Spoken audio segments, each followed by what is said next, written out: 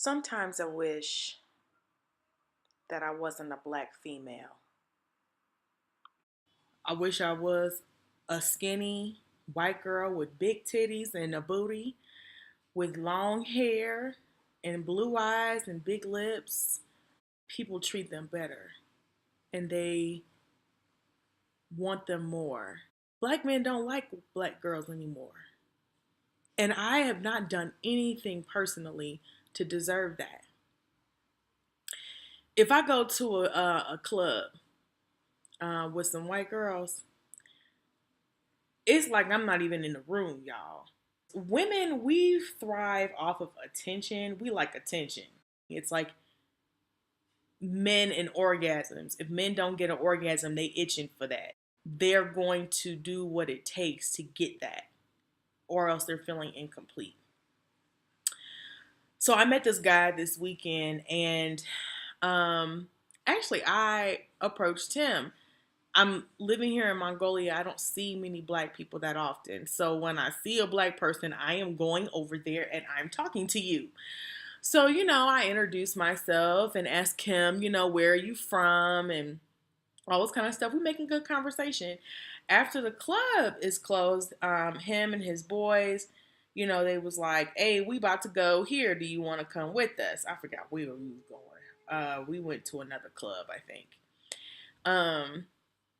And I was like, cool. My girl said she wanted to come. In the cab, I was sitting next to him, and he put his arm around me, and he was just like, I'm really feeling your vibe, and blah blah blah blah blah. And you just seem real cool. I love your hair. I love your thick body. I love the color of your skin. I love your nose ring. It's just like everything about you is just so great.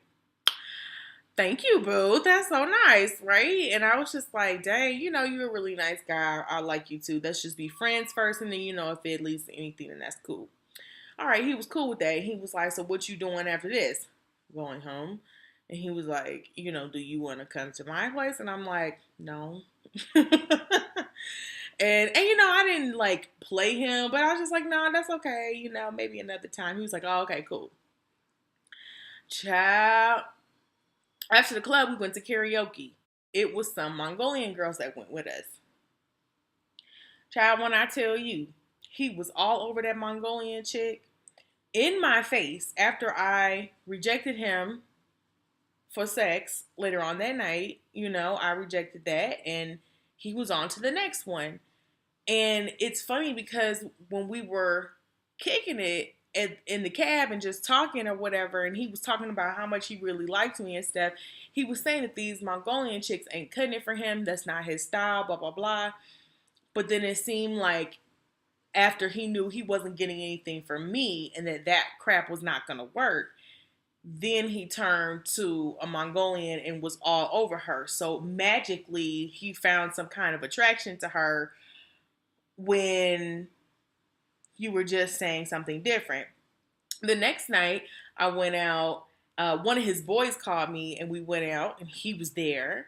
And that night, we went out to the club. I ain't gonna say what kind of club it was, but he was definitely all over these Mongolian women. He got a girl's number at the club, and he told me that, and I just kind of looked at him like, okay, like, why are you telling me that? First of all, do you not remember what you were saying to me last night? Number two, thought you didn't like Mongolian women, but now all of a sudden you talking about, getting with one of them.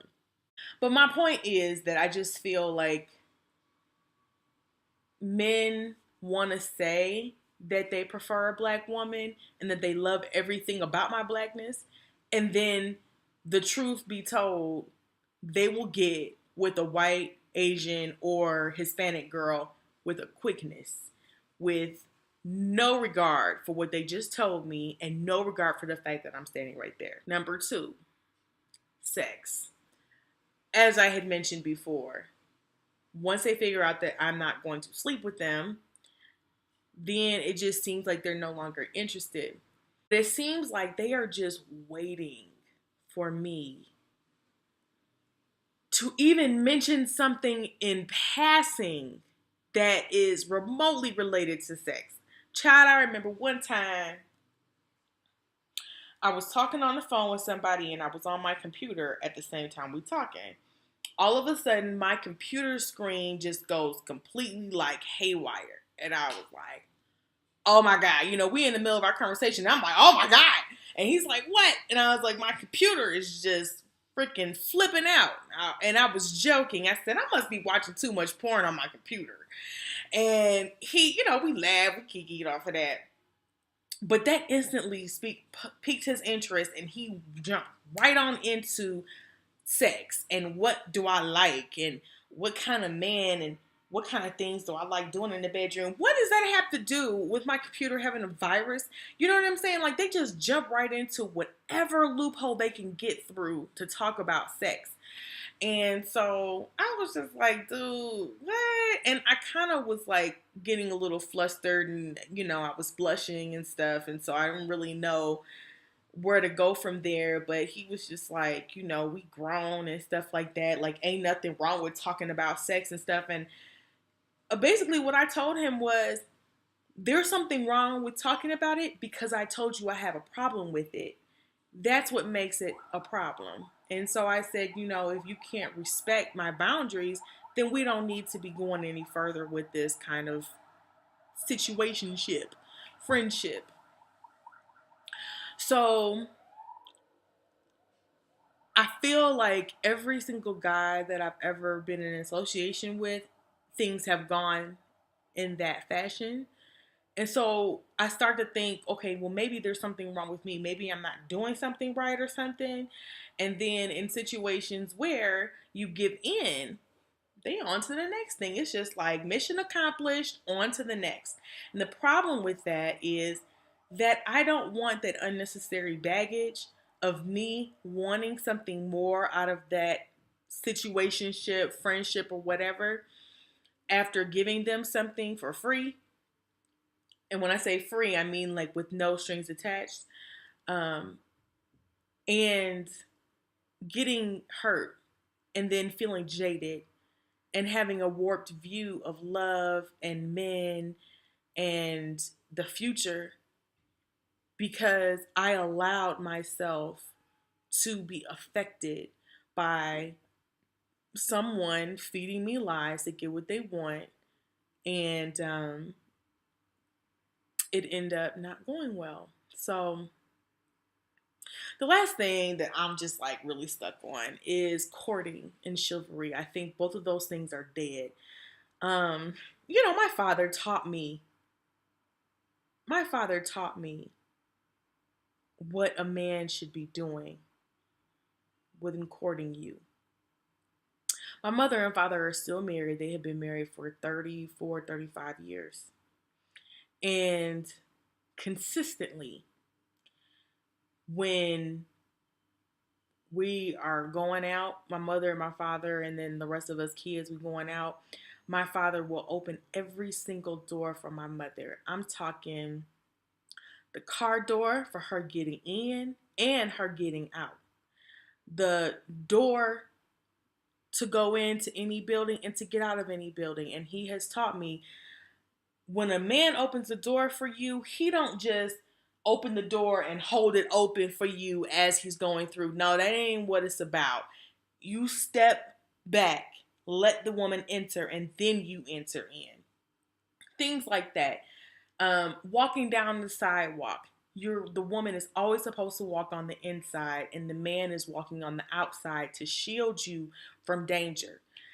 I had one guy friend who actually did that consistently.